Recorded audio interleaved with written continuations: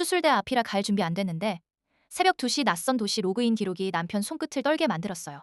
10년 키운 육아 커뮤니티 계정에 왜 낯선 접속 시도가 연달아 걸린 걸까요? 새벽 2시 어두운 방 안에서 도윤의 손끝이 파르르 떨렸어요. 모니터 불빛만이 창백하게 얼굴을 비추는 가운데 화면 속엔 낯선 도시에서 시도된 로그인 기록이 선명하게 남아 있었거든요. 이야기는 지난달 말로 거슬러 올라가요. 강도윤, 39살, 작은 소도시에서 문구점을 운영하며 소소한 행복을 느끼며 살아가던 그저 평범한 한 가정의 가장이었어요. 그날 밤도 여느 때와 다르지 않았어요. 조용한 방 안엔 낮은 숨소리와 짙은 어둠만이 가득했고 창밖은 고요해서 아무 일도 일어나지 않을 것만 같던 평온한 밤이었어요. 새벽 2시 휴대폰이 짧게 지잉 진동했어요. 잠결에 겨우 실눈을 뜬 도윤의 흐릿한 눈앞엔 심상치 않은 낯선 문구 하나가 또렷하게 떠 있었어요. 처음엔 대수롭지 않게 여겼어요. 또 스팸 문자겠거니 하며 대충 넘긴 도윤은 하품을 삼키고 휴대폰을 내려놓은 채 다시 눈을 감으려 했죠. 그런데 이상한 일은 바로 그 직후에 벌어졌어요. 10년 넘게 정성껏 운영해온 육아 커뮤니티 계정에 낯선 기기 접속 시도 알림이 다급하게 연달아 도착한 거예요. 순간 도윤의 심장이 쿵쾅거리며 빠르게 뛰기 시작했어요.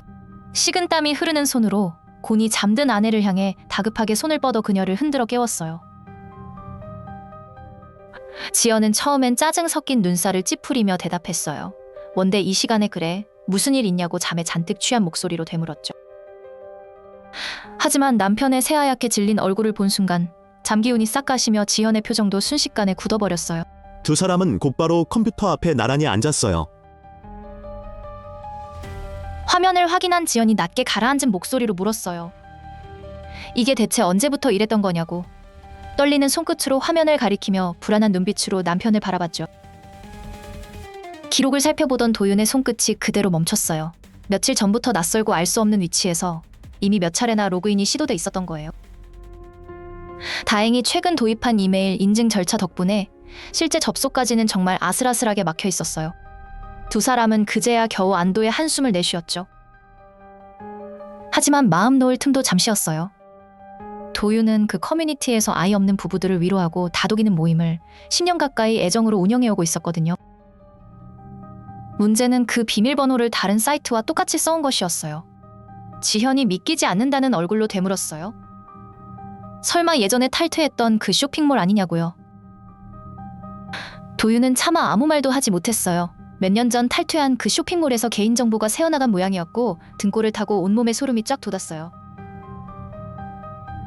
만약 그 계정이 정말로 뚫렸다면 수백 명의 회원 정보와 10년 동안 쌓아온 신뢰가 한순간에 와르르 무너질 뻔했다는 생각에 도윤은 정신이 번쩍 들었어요.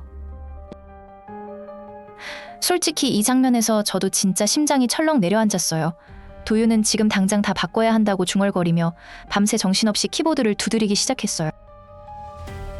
결국 그날 밤 도윤은 한숨도 붙이지 못했어요. 뻑뻑해진 눈을 비벼가며 등록된 모든 사이트의 비밀번호를 하나하나 새로 만들어 나가기 시작했어요. 등록된 기기 목록을 하나하나 꼼꼼히 확인하고 낯선 접속 기록을 지우고 또 지웠어요. 정신을 차려보니 시간은 어느새 새벽 4시를 넘어가고 있었죠. 지연은 그 옆에서 아무 말 없이 따뜻한 커피를 타왔어요. 괜찮아? 천천히 해. 내가 옆에 있잖아. 라며 지친 남편의 어깨를 가만히 다독여줬어요. 창밖으로 새벽빛이 어슴풀에 밝아올 무렵 도윤은 마침내 결심했어요. 다음 날 모임 회원들에게 이 상황을 솔직하게 알리는 글을 올리기로 마음먹은 거예요. 저와 비슷한 비밀번호 습관을 가지신 분이 계신다면 지금 바로 바꿔주세요. 도윤은 여전히 떨리는 손으로 한 글자 진심을 담아 써내려갔어요. 조마조마한 마음으로 새로 고침을 누르자 댓글이 하나둘 달리기 시작했어요. 비난받을 줄 알았던 도윤의 예상과는 전혀 다른 따뜻한 반응들이 화면을 채워나갔죠. 도윤은 그 따뜻한 댓글들을 하나하나 읽어내려가며 눈시울이 붉어졌어요. 10년간 지켜온 이 모임에 대한 애정이 결코 헛되지 않았다는 걸 느꼈거든요. 그렇게 일주일쯤 지났을 무렵 마침내 사이트 운영진에게서 답변이 도착했어요. 도윤은 마른 침을 삼키며 떨리는 손으로 조심스레 메일을 열어봤어요. 여기서부터가 진짜 반전이에요. 신고하신 계정에 실제로 도용 시도가 있었던 것으로 확인된다는 그 문장 앞에서 도윤은 숨이 멎는 듯했어요. 하지만 이어지는 다음 문장에서 도윤은 비로소 잔뜩 굳어있던 어깨의 긴장을 풀었어요. 다행히 추가 피해로는 이어지지 않았다는 그 한 줄이 며칠간의 불안을 씻어내려줬어요. 도윤은 이 일을 겪으며 마음 깊이 두 가지를 깨달았어요.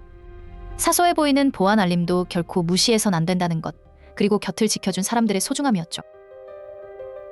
지금도 도윤은 매달 한 번씩 알림을 맞춰두고 로그인 목록을 꼼꼼히 점검해요. 별것 아닌 작은 습관이지만 그날의 그 두려움을 다시는 겪고 싶지 않았거든요. 돌이켜보면 그날 새벽 2시의 짧은 진동은 어쩌면 도윤의 인생에서 가장 조용했지만 가장 무거웠던 경고였는지도 몰라요.